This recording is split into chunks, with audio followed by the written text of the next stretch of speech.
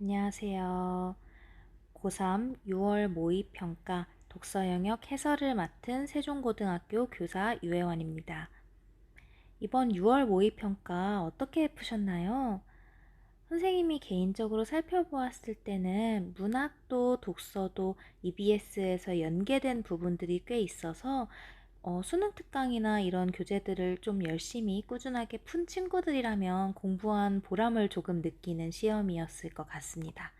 아마도 이런 익숙한 지문들이 나올 때 그래도 가뜩이나 긴장하는 시험에서 마음이 좀 편안해지겠죠. 물론 그럼에도 불구하고 6월 모의평가는 여태까지의 모의고사와는 조금 다른 위상을 지니고 있다 보니 여러분들이 아무래도 긴장할 수밖에 없는 시험입니다. 처음으로 여러분들이 재수생과 함께 실시하는 시험으로 어느 정도 그래도 객관적으로 재수생들 사이에서의 자신의 위치를 가늠할 수 있는 시험인 만큼 많이 떨리는 마음으로 여러분들이 긴장된 상태로 풀었을 것 같습니다. 그런 상황에서 여러분들이 익숙한 문제를 만나고 익숙한 지문을 만난다면 정말 더할 나위 없이 큰 도움이 되겠죠. 그러니 마지막까지 포기하지 않고 EBS 수능 특강과 수능 완성 등 연계 교재도 꼼꼼하게 풀어나가는 여러분이 되기를 바라겠습니다. 한번 선생님과 함께 이 독서 영역 8번부터 11번 문제 같이 살펴보도록 하겠습니다. 지문을 꼼꼼하게 읽은 친구들이었다면 아마 이 과학 지문 푸는데 그렇게 큰 어려움을 느끼지 않았을 것 같아요.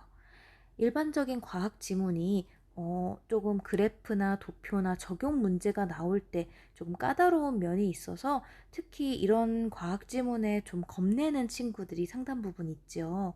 하지만 이 지문은 물론 EBS 교재에서 연계되었기 때문이기도 하지만은 그 외에도 11번 같이 그래프나 이제 그림을 활용하는 문제도 그렇게 난이도가 높지 않았고요. 10번 적용하는 3점짜리 문제도 조금 물론 까다로웠을 수는 있지만 본문에 이달락에 있는 예시를 꼼꼼하게 읽었다면은 그렇게 어렵지 않게 풀 수 있는 문제였어요. 그러니까 이 지문의 관건은 사실 얼마나 지문을 꼼꼼하게 분명하게 살펴보고 사실관계를 잘 파악하였는지 이 부분을 따지는 거라고 볼 수 있습니다. 앞서 설명한 대로 이 지문 같은 경우는 지금 수능특강에서 연계되었고요. 수능특강 182페이지에 있는 과학기술 지문, 화학반응과 촉매 부분을 잘 읽은 친구들이라면은 아마 이 지문에 나오는 그런 주된 개념을 이해하는데 큰 어려움을 느끼지 않았을 것입니다. 한번 이 지문 어디에 이 문제의 그 근거를 찾을 수 있는지 한번 문제 위주로 살펴보도록 하겠습니다. 8번 문제를 보면 윗글의 내용과 일치하는 것은 해서 일치, 불일치 문제, 가벼운 문제인데요.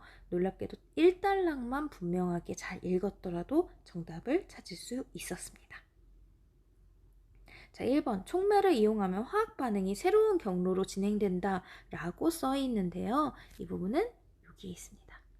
촉매는 촉매가 없을 때와는 활성화 에너지가 다른 새로운 반응 경로를 제공한다. 새로운 반응 경로를 제공한다. 새로운 경로로 진행된다. 유사하게 써 있습니다.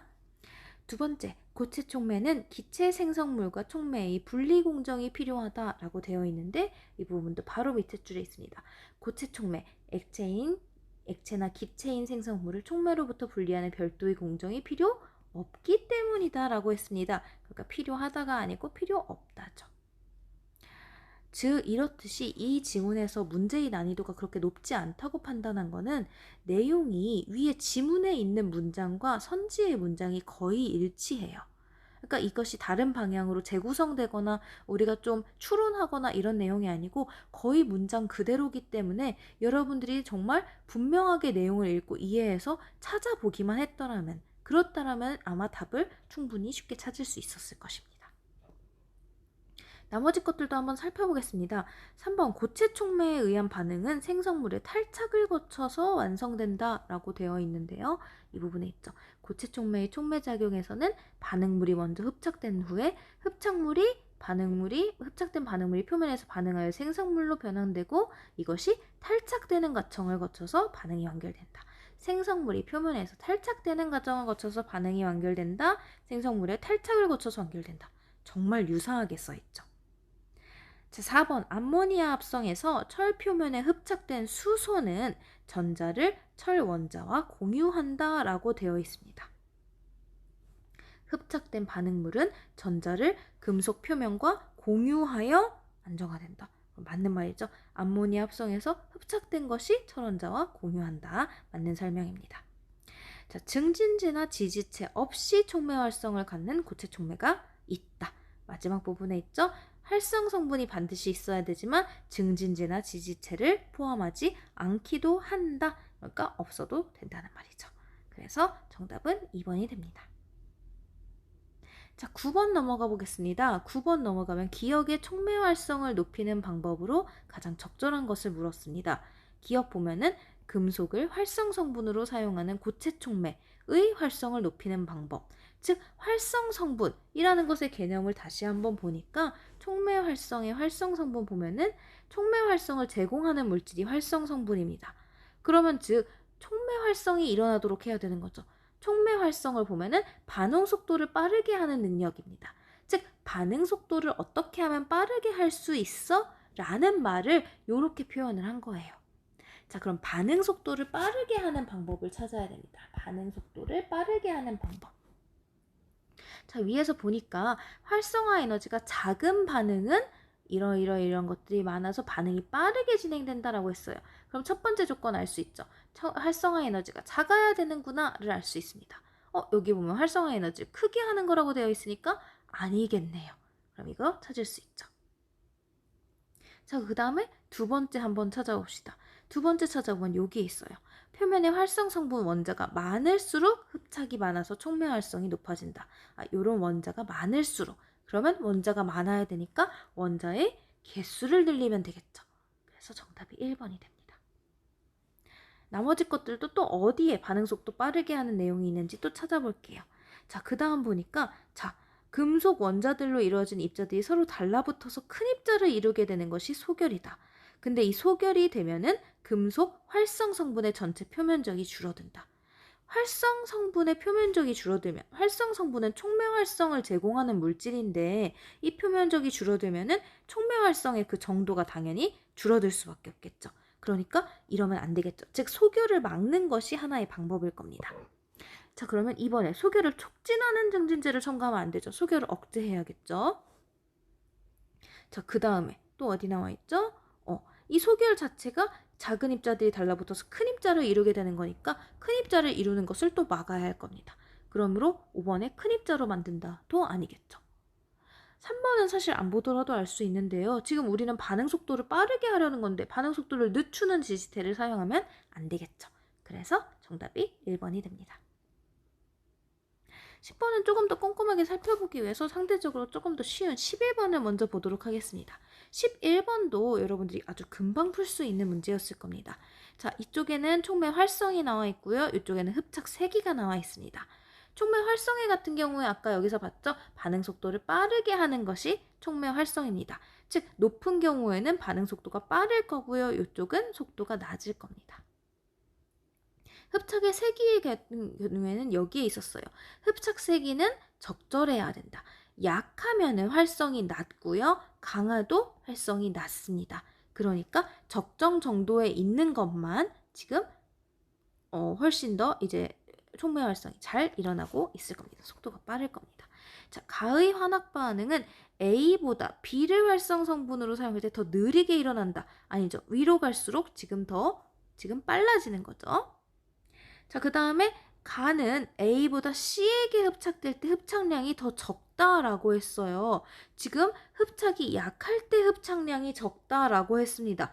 그러면은 흡착이 약할 때 이쪽이 됐을 때 훨씬 더 흡착량이 적은 거죠. 그러니까 A보다 C가 아니고 A가 더 흡착량이 더 적을 겁니다.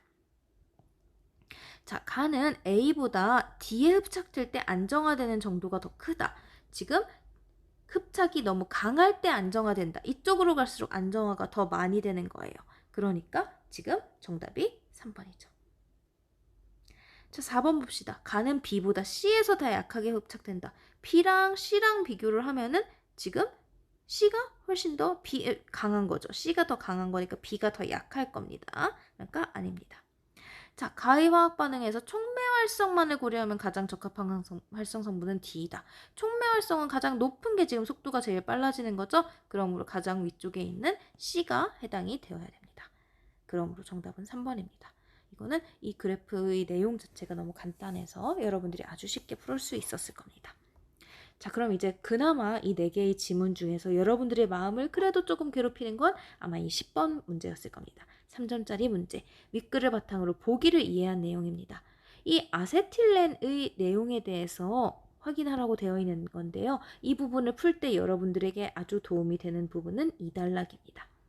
2단락에서 지금 예를 들면 하면서 암모니아를 합성할 때에 대해서 설명을 해주고 있어요.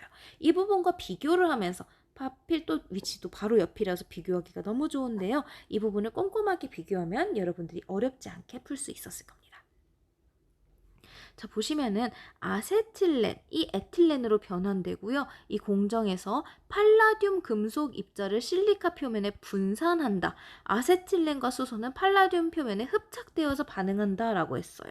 지금 암모니아를 활성할 때 철을 활성 성분으로 사용하고 이때 반응물인 수소와 질소가 철의 표면에 흡착된다 라고 했어요. 즉 그러니까 표면에 흡착되는 아세틸렌과 수소가 바로 반응물이 되고요. 지금 표면에 흡착되는 이 팔라듐이 바로 활성 성분이 되는 거죠. 왜 하필 이렇게 글씨 위에 썼을까요? 옆에다가 가볼까요? 활성 성분이 됩니다. 자, 그러면은 여기까지만 보더라도 벌써 반응물에 해당된다. 오케이. 활성 성분에 해당된다. 오케이. 알 수가 있습니다.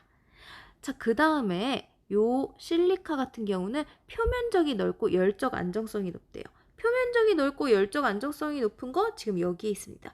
요런 지지체의 표면에 분산하면은 그러면은 소결로 인한 촉매 활성 저하가 억제되는구나 라는 거 지금 나와 있죠. 그래서 요런 부분을 통해서 촉매 활성 저하를 억제하는 기능을 하구나, 맞구나 라는 거 지금 알 수가 있고요. 자, 그 다음에 규소를 소량 포함시키면 활성 성분의 표면 구조가 변화되어서 온에서 팔라듐의 소결이 억제된다. 이거 여기에 나와 있죠. 표면 구조를 변화시켜서 소결을 억제하는 증진제에 대한 얘기입니다. 또한 은도 아까는 지금 규소였죠. 은도 소량 포함시키면 팔라듐의 전자 밀도가 높아지고 반응물이 흡착되는 세기가 조절돼서 원하는 반응을 얻을 수 있다. 이거 이 뒷부분이죠. 전자 밀도를 변화시켜서 흡착 세기를 조절하기도 한다. 그렇다면은 이것이 바로 증진제구나. 규소와 은은 모두 증진제에 해당되는구나. 모두 맞는 말이죠. 그러면은 결국 4개를 모두 다 찾았다면은 4번이 지금 적절하지가 않구나 라는 거 알 수가 있죠. 지금 이 내용들을 보면은 결국은 다 꼼꼼하게 보면은 찾을 수 있고 무엇보다 문장이 거의 일치해요. 지금 아까 전에 소결로 인한 활성 저하가 억제된다. 그리고 활성 성분의 표면 구조를 변화시켜서 소결을 억제한다. 활성 성분의 전자 밀도를 변화시켜서 흡착 세기를 조절한다. 내용이 정말 완벽하게 문장에 그대로 일치하기 때문에 정말 마치 틀린 그림 찾기를 하듯이 그대로 내용을 일치시키면서 연결짓기만 하면은 여러분들이 답을 찾을 수 있는 문제였습니다. 그래서 이 지문에서만 봐도 알 수 있듯이 여러분들에게 제일 중요한 거는 침착하게 답을 다 찾을 수 있어요. 여러분들에게 어떤 사전 지식을 요구하지 않아요. 과학 지문은. 정말 이 지문을 이해해서 지문 내에서 필요한 정보를 제대로 뽑아내는지 이것만 여러분들이 명확하게 한다면 어렵지 않게 풀 수 있으니 앞으로도 너무 걱정하지 말고 여러분들이 지금 하고 있는 것처럼 열심히 연계교재, 수능특강, 수능완성 이런 EBS 연계교재들 풀면서 침착하게 단락의 내용 이해하고 구조화하면서 머릿속에서 정리하면서 풀 수 있기를 바라겠습니다. 지금까지 세종고등학교 교사 유혜원이었습니다.